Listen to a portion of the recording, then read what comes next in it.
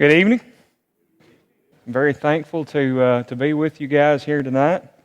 Um, I guess did a lot of you guys grow up around here in this area? Did I see some hands? No, moved in, whatever.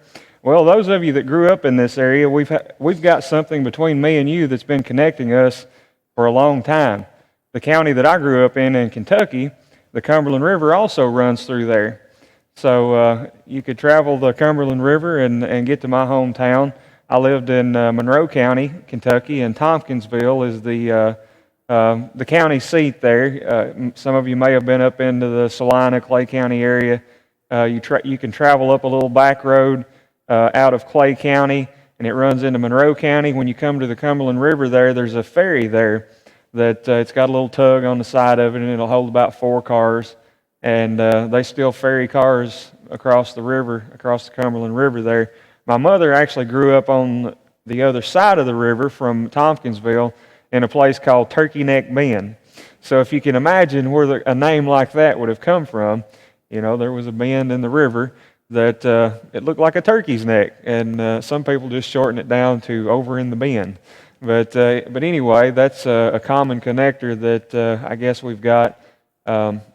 I had heard of this congregation before. I guess one little interesting story is not long before I moved here, I met Don Duggar over he was at Polishing the Pulpit, and me and him were supposed to get together sometime, and it's one of those things that when you procrastinate, you just don't ever know.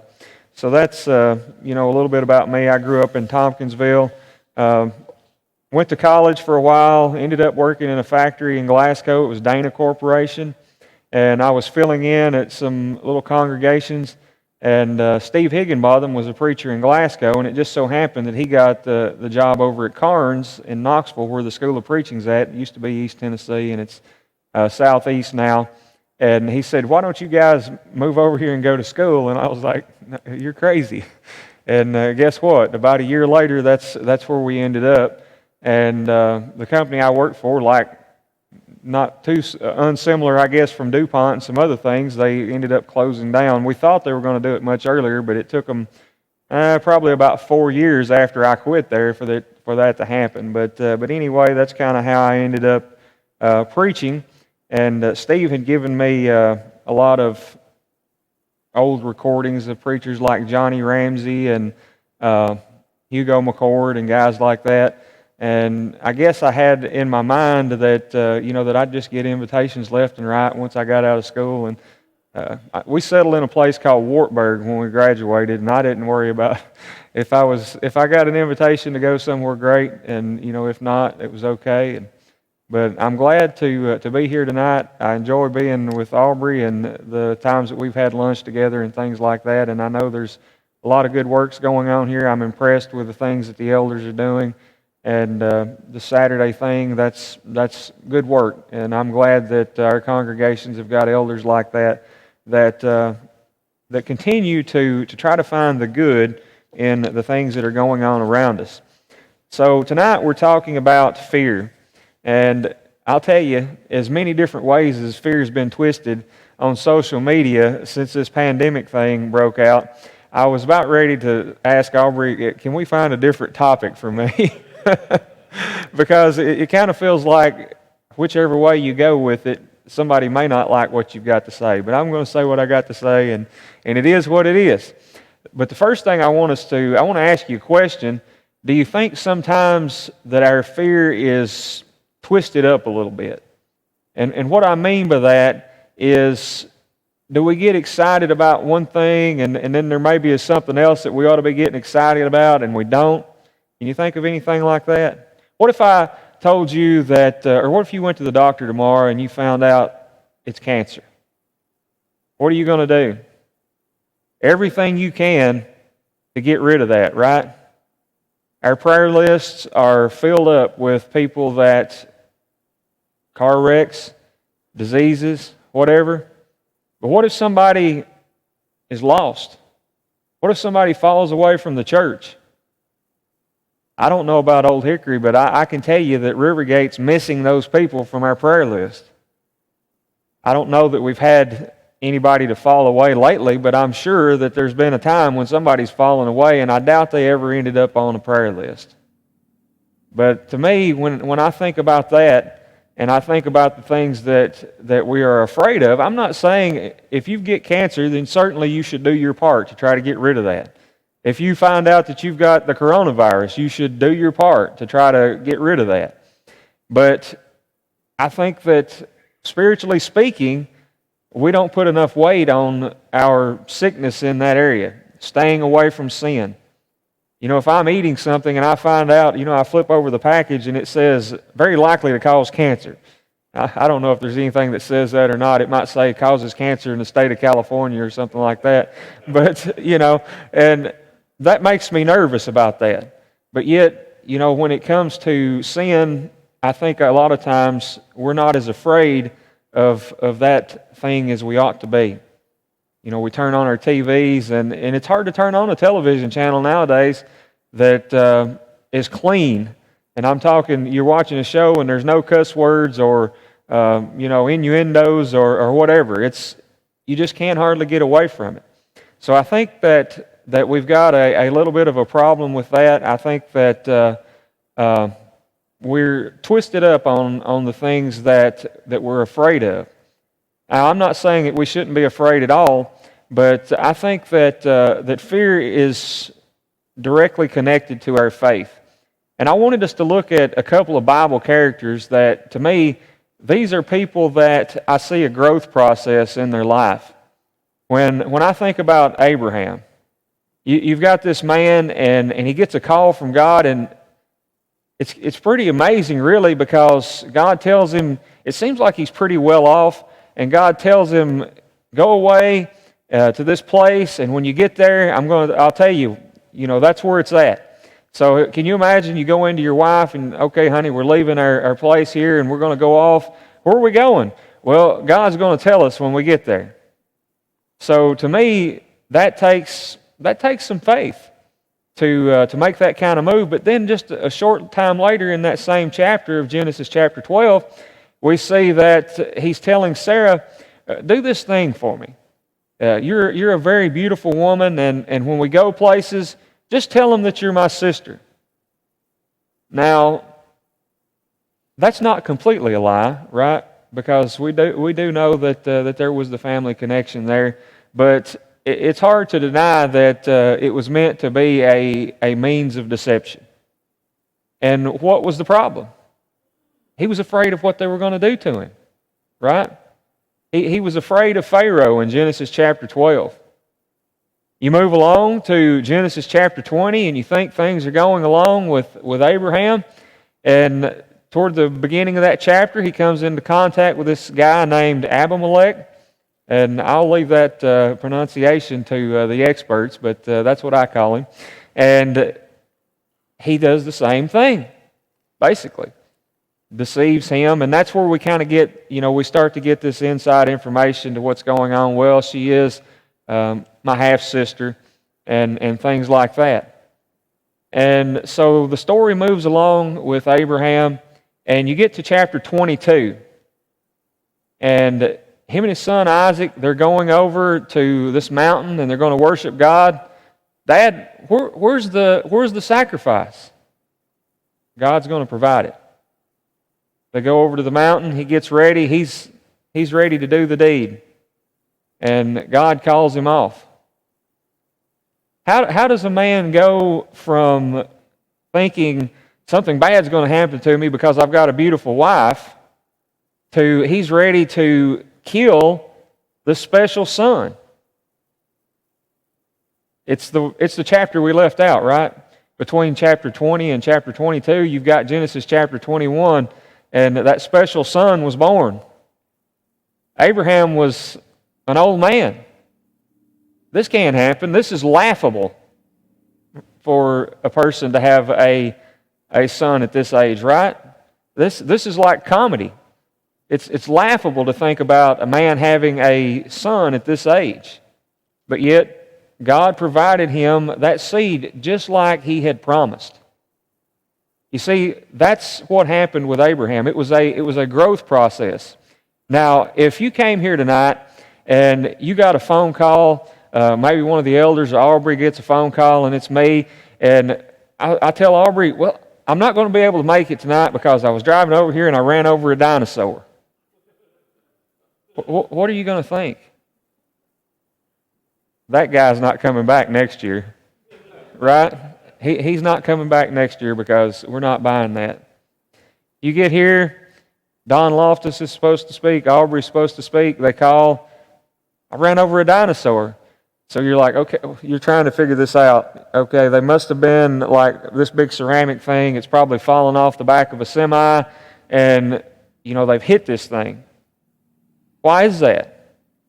It's because you've had constant dealings with these people. And each time they've been faithful. And you know that they're not just making up stories, but they're telling the truth. So you're giving them the benefit of the doubt. Something has happened, and I know that Don's not lying to me. I know that Aubrey's not lying to me. That guy from Rivergate tells that story. We don't know about that guy because he's not been here before, right? That's the way it was with Abraham and God. Consistently, God was carrying out the things that He said, and it gets to this point, and He gives him a son. And what's the writer of Hebrews tell us about this? If you go to that Hall of Fame of faith, Hebrews chapter 11, and you pick up in verse 17, it says, "By faith Abraham, when he was tested, offered up Isaac, and he who had received the promises offered up his only begotten son, of whom it was said, In Isaac your seed shall be called, concluding that God was able to raise him up even from the dead, from which he also received him in a figurative sense." So by this point, Abraham says, God says, this is the seed. Somehow, this boy has got to live because I've seen what God promises and it's going to be carried out. Sodom and Gomorrah, whatever, this special son, God keeps His promises. And Abraham had figured out, okay, God has promised. It's not Ishmael, it's not some person living in your house, but it's Isaac that's going to be this special seed, and he's going to be the one. So Abraham, it's clicked with him by the time he gets to this part of the story in chapter 22. He realizes God's not going to let this be the end of the line for this special son. He didn't know exactly how it was going to work out. But yes, even Abraham, the father of the faithful, he had times when his faith was not as strong as it should have been, and he allowed fear to cause him to make decisions that he shouldn't have made. We jump over to the New Testament, and we come to Peter. And really, we could have played this out through the Gospels and probably pulled in several more. The walking on water incident, things like that. But if we just went to Matthew chapter 26 and we started to look at, if you remember, Jesus has told them that they're all going to forsake Him. Not me, Lord, Peter says. But when they get there to the garden and Jesus is carried away by the guards, and Peter, he kind of follows at a distance. This servant girl, weren't you traveling around with this guy? I don't know that man. I don't know that man. And then another one, maybe another girl, I guess. Weren't you one of them? Not me. I don't know them. Your speech betrays you. Cursing and swearing. I don't know the man. And you think about all the things that he had seen up to that point, but yet it still hadn't got him to where he needs to be. Around John 20, the tomb's empty. Peter and this other disciple go down. Tomb's empty. A little later, Jesus appears to him. Has his little special conversation with Peter. Peter, do you love me? You know I love you, Lord. Though we know he wouldn't use those words that he was being called on to use, the same ones. Do you love me? Do you love me 3 times? Just like how he had denied the Lord 3 times. So you follow this story along, and we come to the book of Acts, and we know that Peter's made these promises before. Not me, Lord, I won't forsake you. And you come to the book of Acts, chapter 4, chapter 5, these Jewish leaders are trying to stop the apostles from talking about, don't talk about this man. You're going to be in prison. And then in Acts chapter 5, in verses 40 through 42, if you just take a look at that, the Bible says, and they agreed with him, and when they had called the apostles and beaten them, they commanded that they should not speak in the name of Jesus and let them go. So they departed from the presence of the council. Notice this, and I'm going to go back to verse 40 in a minute. Rejoicing that they were counted worthy to suffer shame for his name, and daily in the temple and in every house they did not cease teaching and preaching Jesus as the Christ. Now, if you go back to verse 40, and okay, they took a beating, right? Now they're rejoicing. Well, these Greek scholars tell me that that word for beating there, or beaten, was like the word to tear away the skin or to flay the skin. So that starts to bring in some perspective, right? It wasn't just a smack on the wrist or something. This was a real beating. And they're glad. They're going away rejoicing. So you see, it took seeing Jesus for Peter to be the man that he needed to be.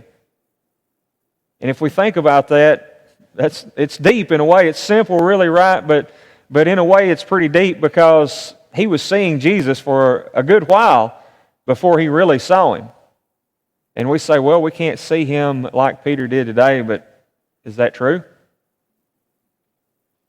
We've got even more than Peter had because we've got the full story, right? That's been revealed to us. I heard a preacher one time say that he always kept a diary every day. And it was beneficial to him because throughout his life, he had gone through many trials and hardships. Things that seemed like, I can't get past this. And he was able to look back on that diary and say, look at this thing that seems so impossible for me to deal with. And now it seems like nothing. Maybe it's our finances. Maybe it's some kind of sickness that we overcome. Seemed like something that was impossible to deal with. But he was a Christian, faithful to God. Stayed the course. And over time, tested in the fire, right, and overcome. I think it might be beneficial for all of us to do something like that. Even if you don't keep a diary, maybe just when things get bad, you just sit back somewhere and think back on your life. Most of us can remember those bad things that have happened to us, right? Those trials that we've gone through, whatever they might be, whether sickness or financial burdens or whatever, and if it was really bad, we can remember those things. Remember what it seemed like at that time, and think about how we came through that on the other side. So faith is a process that we go through, and over time, as God brings us through these things, we start to see He's somebody that can be counted on, that we're going to get through this, whatever it might be. The coronavirus, cancer, even if it gets the best of us, we've got God on our side, right? This is my answer for all those people that I was talking about earlier that are taking things to the far one side or the far other side. If you saw my little promo for tonight, you know, I said that something along the lines of finding balance in our fear. I said that you're not going to completely get rid of fear from your life, most likely. And I'm also going to say that you probably shouldn't. It's a starting point, right? Proverbs chapter 1 and verse 7. The fear of the Lord is the beginning of understanding. Those verses in the Bible are bound to be there for some reason. Jesus is coming back one day in a flaming fire to take vengeance on those who do not know God. It's bound to be there for a reason. It's a fearful thing to fall into the hand of the living God. We need to remember that and have the proper respect. I will say this, if a person is converted because they're afraid of going to hell, and that's as far as they ever get, I think it's going to be hard to sit in that pew. It's going to be hard to keep doing it week after week just because you're afraid of what's going to happen to you.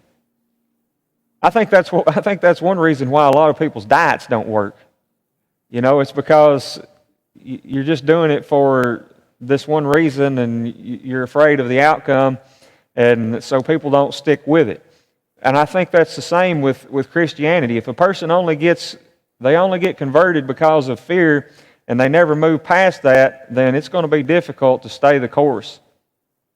We know that John tells us something along these lines. In 1 John chapter 4 and verse 18, he says, "There is no fear in love, but perfect love casts out fear, because fear involves torment, but he who fears has not been made perfect in love."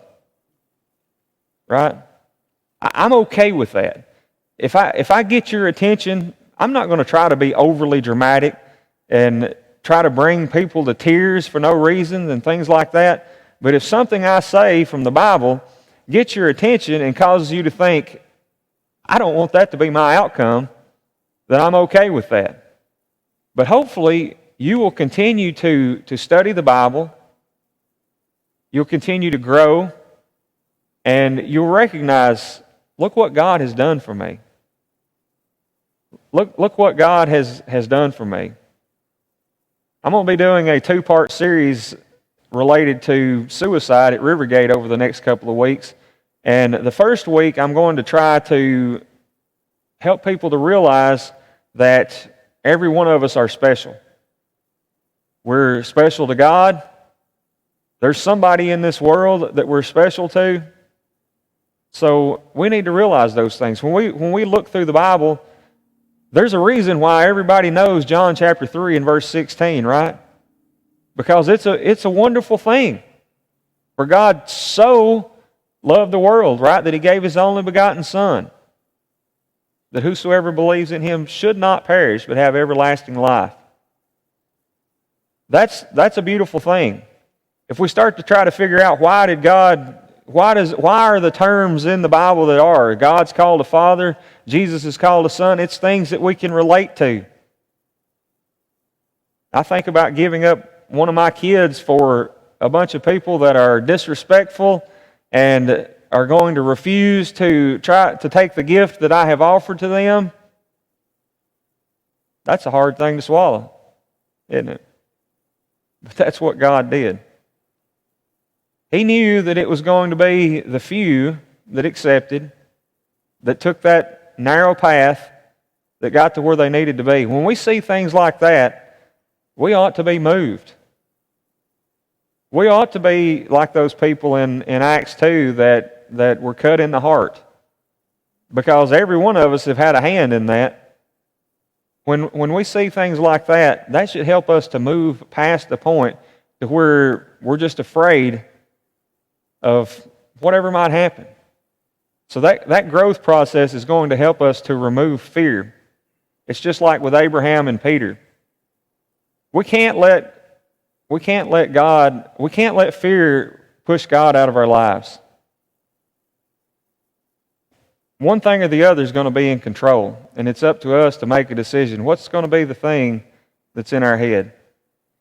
Is it going to be fear that's completely ruling us, or is it going to be God? And I just picked out a couple of different verses, 3 or 4, Psalm 27, 1 through 3. The Lord is my light and my salvation. Whom shall I fear? The Lord is the strength of my life. Of whom shall I be afraid? When the wicked came against me to eat up my flesh, my enemies and foes, they stumbled and fell. Though an army may encamp against me, my heart shall not fear. Though war may rise against me, in this I will be confident. What shall we say then to these things? If God is for us, who can be against us? Romans chapter 8 and verse 31.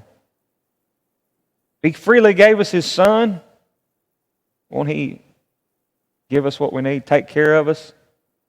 I had to rein myself in on this because I could have taken up half the night, I think, just going through verse after verse that tell us about some kind of wonderful promise about God being on our side and how we can overcome. I had, when we were living over in Morgan County, I run all the time, and I was out running one day, and I swallowed this gnat. I would swear that this caused it. My wife thinks I'm crazy, but anyway, a little while later, I had a big knot that came up on my neck. And so it was just like, it seemed like it was quick to me, because it was like one minute or one day it was there, and just out of nowhere. Sent my wife a picture at work, and she's like, yeah, you need to get that checked out. You don't want to hear that from your wife that's a nurse. And so I went to the doctor, and she sends me through a round of antibiotics. Didn't work. Give you something stronger. Another round of antibiotics. Nope, didn't work. We're going to have to send you to a specialist. That's not what you want to hear either, right? So went to the specialist, and cancer. That's the first thing she starts talking about. And I'm like, maybe not. I'm not wanting to hear that. I don't believe it. I'm not going to buy it until I know it's true. She does a biopsy, and I wait, however many days, go get the results. Well, inconclusive. She's like, okay, so we're going to do an ultrasound and a biopsy. We're going to take this little thing and get right on that and make sure we get in the center of it, and we're going to get the results of this. So she does that. Another week goes by. I go back, and I'm sitting there in the chair, and she's outside on the phone, and she had brought this folder in and laid it down on the table over there, and I'm thinking, that folder has got the answer. And she's out there on the phone, So I'm waiting. I'm like, what's the answer going to be? And I'm like, is it going to do me any good to pray? Because the answer's already in that folder. I guess this maybe preachers are the only ones think like this. I don't know. But, I was thinking about these things, and I was like, how could that work, in providence and things like that, if the answer's already in that folder? And I'm praying about this. Guess what? The answer was not in that folder. I prayed about it, but the answer wasn't there. Inconclusive again. So the final thing is we need to go in there, and we need to take your tonsils out, take that knot out, and while you're under, we're going to send it real quick to pathology and see if it looks like it's cancer. If it is, I'm going to have to go down your neck, take out some more lymph nodes. Well, she was going to take out a lymph node. That's what was swelled up. And we'll have to take out more. And I'm like, is that it? Well, there is this one other thing. There is a possibility that after this is all over with, we send it for further testing, and then we find out something different. Okay, take the tonsils out, take the knot, whatever. So she does all that, and I went back. Well, while I was in there, they came in, and they were getting ready to do the anesthesia or whatever, and they checked my blood pressure, and they were like, your blood pressure's a little high. And so I was like, oh boy. So I think they gave me something. I can't remember. But what I did was I started going through Psalm 23 in my mind. I was like, I'm just going to, I'm going to slow this thing down, because I was nervous. I've been a very fortunate person. Never had a broken bone, nothing. Had never been in the hospital before this happened. And so, yes, I was a little bit nervous. I was not surprised to hear that my blood pressure was up. So I started going through Psalm 23, and I don't know what had happened or when it happened, but the next thing I know, I woke up and this thing was over. And Carla said that I hollered at the doctor as she was going out, "Thank you for getting me in so quick, Doc." So, I guess I was a little bit overly medicated or something, or just hadn't woken up good from the anesthesia. But that, thinking about that psalm, to me, that was a comforting thing. And it helped me to get through that. I've heard about a lot of people that have had some very terrible difficulties that have used the Psalms to keep themselves under control, to keep themselves calm, to help them get through whatever kind of trials that they're going through. Interesting story. I went back to the doctor. They did all those other results, and I'm still waiting for this final result. And I went in there, and it was nothing, It was some kind of bacteria, and she'd said she'd seen it one other time before, and the guy had to keep this pump on his side for like a month that was pumping some kind of antibiotic in him to get rid of this. So I was glad. I think I would have went ahead and, would have taken the route that I did. But she told me that I was very lucky And she said that she had 3 cases, and they all looked just alike, and I was the other 2 were cancer. And I was like, well, maybe it wasn't luck, you know. So that's kind of the way that I look at it. When in the surgery and getting ready for it, the Psalms, they helped to calm me down. The prayers, I think they helped me to get to where I needed to be. And I got, I was fortunate and got the answers that I wanted to hear. So there's so many verses, though, that tell us how God is on our side and how He's going to be with us. I will also say, though, I want to give the balanced side of this, and this is where, we could twist this thing up with cancer or whatever it is, because I said earlier that we don't worry about spiritual things the way that we should. But when I go and I get in my truck, I put my seatbelt on, because there was a state trooper that used to come to my high school, and back then I didn't think it was too cool to wear a seatbelt, but he would come there, and after hearing him for about 3 years talk about how he had never unbuckled a dead person, I was moved to start wearing my seatbelt. And, I'm not afraid. Yes, if I go out and I get in my truck, I could have a wreck, and I could die. But I'm not going to get in my truck, leave my seatbelt off, and drive down the road at 100 miles an hour. To me, that's like Matthew 4. Satan takes Jesus up on the pinnacle of the temple. Cast yourself down, and the angels will give care to you. It is written, you shall not tempt the Lord your God. So, the elders here, they said, wear a mask. They have your spiritual wellness in mind, and they have your physical wellness in mind, because we don't want to tempt God. I pay insurance on my house. There was, when I was living in Morgan County, one of the guys there that had been an elder before I came along, he got on this kick to not have insurance on the building. And we ought to trust in God more than that. I think you could see where this would go if we went down that road. We have insurance on our houses, on our vehicles, but we're not so afraid to get in our truck that we can't even go anywhere. We can't go down the road. So we've got to find balance in this, and we don't want to tempt God. If you've got a person here, I'm sure there's people in this congregation that do not need to be at services because whatever, they've got some kind of health issue, and if they got this virus, that would be it. If you do something like that, and that's an issue, to me, that's kind of like getting in the truck and going 100 miles an hour kind of thing. So we need to find a balance. We need to be able to make sure, the main thing is that we need to be in control, right? We need to be in control of our lives. And if the only thing we do is sit at home and watch the TV or scroll Facebook, you're not going to be in control of your life. They're going to get control of you. The media, they are experts at this. I've noticed that when there's storms coming through, less and less will they show the path in like a long distance of where this storm's going. They'll just give you little clips because they want to keep you right there. Even if you're out of danger, they want to keep you right there watching their channel. And if you sit there and you're not even in any danger and you're sitting there watching TV till 3:30 in the morning and you got to work the next day, that's not being in control.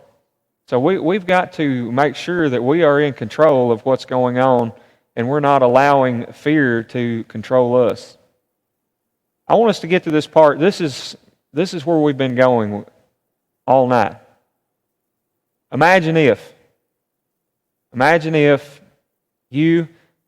we collectively had no fear. What could we do? Well, first of all, we could take control of our lives. There are people that they're afraid of everything. There are people that are afraid of things with no good reason. They let, Facebook, the media, whatever, they let it drive everything that's going on in their life to where they are not in control anymore. The first thing that we can do is take control of our lives, and then we can start to do things. We can invite someone to church. When I moved here, I made it, there's so many people when I lived in Morgan County, Tennessee, there was not nearly as many people to come into contact with as there is living in Hendersonville and working in Davidson County. And I made my mind up that I was going to try not to miss any opportunity. And my daughter, the 14-year-old, she kind of makes fun of me. She's like, this is my dad. Hey, how you doing? Where you go to church at?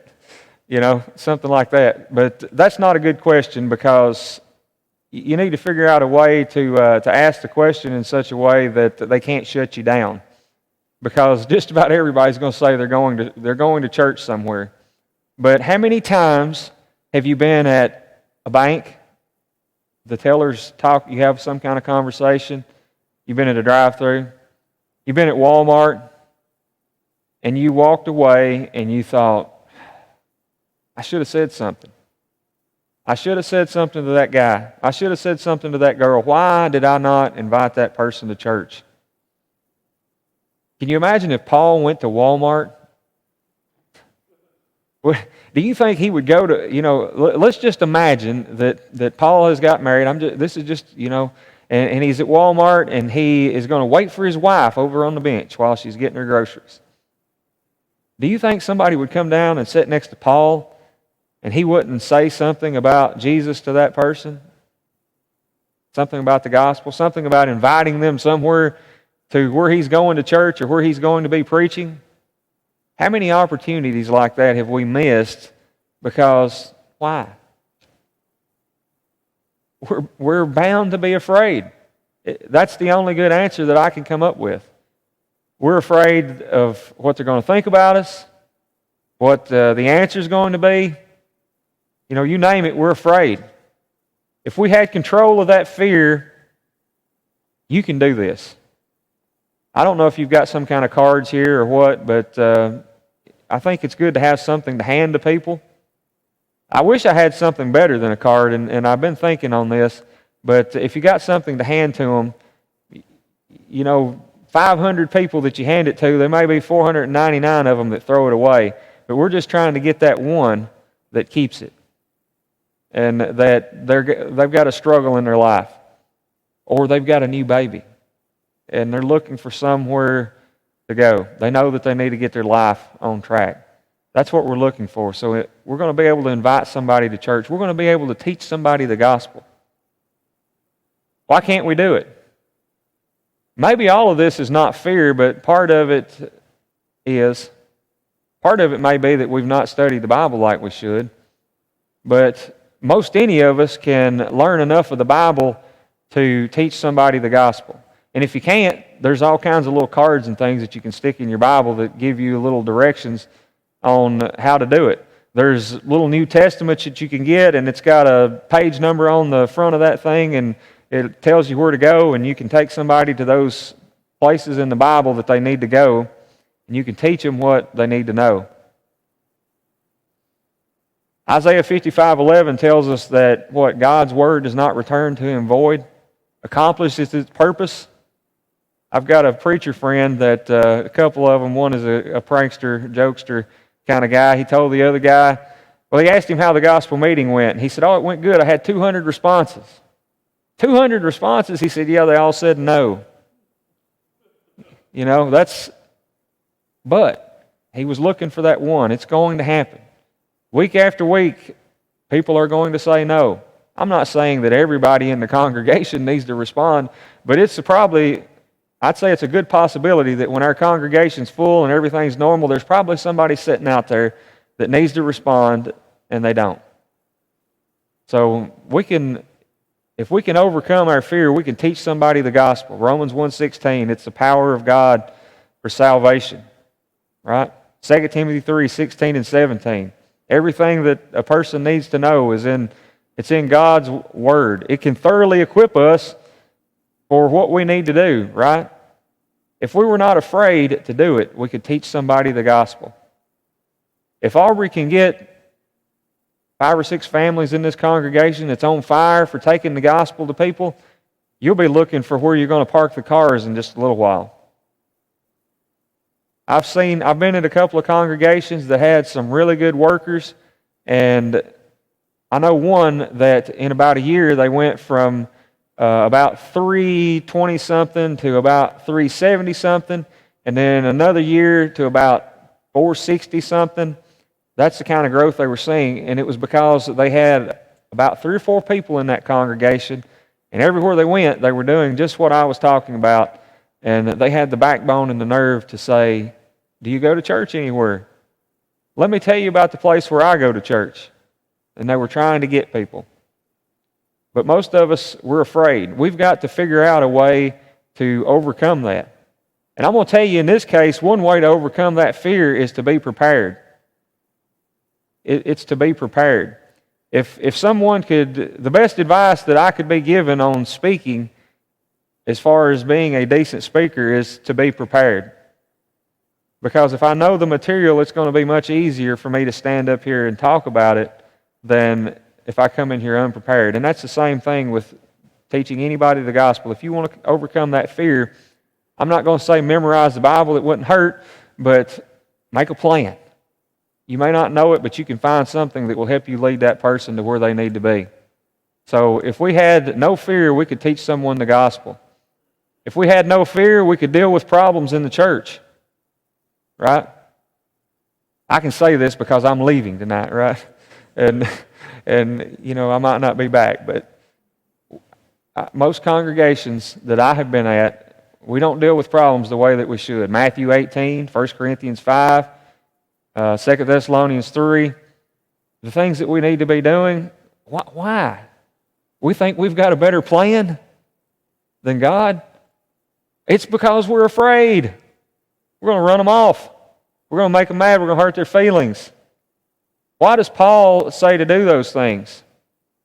So they'll be ashamed? So that their soul will be saved? We need to have the courage when someone is getting off track to go to that person. You're not doing them any favors. I told you that I used to listen to Johnny Ramsey all the time, and he said, this is pretty harsh, but it's the truth. He said, I think we want our neighbors to go to hell in a good humor. Right? Is he wrong? We're afraid that we're going to make somebody mad. What are they going to think when they're lost and they know Doug Tooley was my neighbor over there, Aubrey Johnson was my... Why didn't he tell me something? Or you let their parents, you got a group of people over here and they've got an elderly family member, you let them pass away and they're lost, and then finally you're able to teach the gospel to that person's kids. They got to be wondering, why didn't you try to work on my dad? Why didn't you try to work on my mother? We've got to have the courage to reach out to people. We've got to have the courage to deal with problems when they come up, to follow God's plan. That's really what it comes down to. We've got to have the courage to follow God's plans. If we had no fear, we could build up our congregations. Is it good to be a liberal? That's a loaded question, right? I'm going to say that when it comes to trying to figure out new ways to help our congregations, it's good to be liberal. As long as you're not liberal with God's Word. I'm saying that you could be so conservative that you're not willing to try anything new. And I don't know if Albert Einstein really said this, but many people attribute this. It's on Google, so it's bound to be true, right? The definition of insanity is doing the same thing over and over again and expecting a different result. If our congregation's the same as it's always been and it's not headed where we want it to be going, why? We're just going to keep doing the same thing. Because we're afraid to do something new. We're afraid to try something new. As long as it's in line with God's Word, we need to try it. We need to look at the world around us and see what's working. Maybe study what some denomination is their methods. There's some out there that have got methods of reaching out to people. I'm jealous of it. You see a little tree on the back of the vehicle and it says Long Hollow. Do you know what that means? Everybody knows what that means, right? It's at Long Hollow Baptist Church out there on the other side of town, over in Hendersonville. We need to be doing things like that when people hear about us, they know who we are. When people see our logos, they know what we're about. That's the kind of things. We need to have the courage to do those things. Enact programs on a grand scale. I don't know how I could talk about this and not think about, has anybody read Ira North's book, Balance? You look at where he talks about the programs that they enacted over there. It's sad that a lot of that stuff is gone. But you read that book and you hear him talk about, he'd go to the elders with a plan. They didn't have the money to do it. We're going to find it. It's a good plan. This is something we need to be doing. We're going to have the courage to give this thing a try, and we're going to find the money to make it happen. We're going to find the money to make it happen. If we had courage that was based on our faith in God, we would find ways to enact programs on a grand scale that would be beneficial to our congregations, that would be beneficial to the community around us. One of my biggest fears as a preacher is that I'd be at a congregation that if we closed up the doors, we wouldn't be missed. We should be missed. If something happens to our congregation, there should be people that are hurting because we're not there anymore. And when we get to that point, then we're doing what we need to be doing. If we had no fear, we could enact programs on a grand scale. If we had no fear, we could get a good night's sleep. And I know that part of this is about taking control of your life. I don't know about you, but I can still remember when I was a kid and I realized that everybody was going to die. Can any of you remember something like that? I remember thinking, I knew that my parents were going to die. And then, guess what? If I figured out my parents were going to die, I figured out I was going to die. I went through a little spell there that I thought about that every time I laid down. And it makes it hard to sleep when you lay down and you're thinking about that. What if I don't wake up? I was a kid. What if I don't wake up? I'll tell you, if we're not right with God, if we've not obeyed the gospel, confessed His Son, been baptized, then we ought to lay our heads down on our pillow at night with fear. Because I do believe it's a fearful thing to go unprepared into the hand of God. I believe it's going to be a fearful thing for Jesus to come back, every eye to see, every ear to hear. Know that waited too late. If we had no fear, we could get a good night's sleep. I don't know if there's anybody in here that's not obeyed the gospel, but I bet there's somebody out there at home that's not obeyed the gospel. There's somebody that's probably watching tonight that needs to obey the gospel.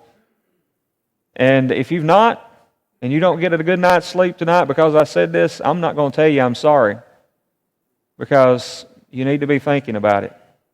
If you're here tonight, you've not obeyed the gospel, or you've gotten off track. If you're in this building, you can come up here. If you're not in this building, figure out a way to contact one of these men, one of these elders here. Let somebody know. Make your life right tonight.